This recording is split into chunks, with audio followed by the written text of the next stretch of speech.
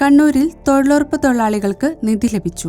കണ്ണൂർ ചെങ്ങളായിലാണ് നിധിയെന്ന് തോന്നിക്കുന്ന വസ്തുക്കൾ കണ്ടെത്തിയത്.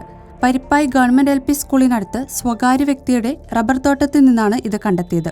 മഴക്കുഴി എടുത്തുകൊണ്ടിരിക്കുന്നതിനിടയിലാണ് തൊഴിലാളികൾ വസ്തുക്കൾ ആദ്യം കണ്ടത്. ബോംബാണെന്ന് കരുതി തൊഴിലാളികൾ തുറന്നു നോക്കിയിരുന്നില്ല.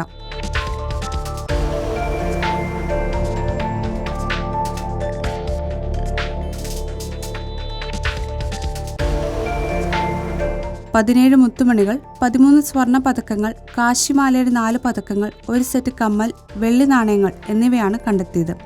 വസ്തുക്കൾ പോലീസ് തളിപ്പറമ്പ് കോടതിയിൽ ഹാജരാക്കി.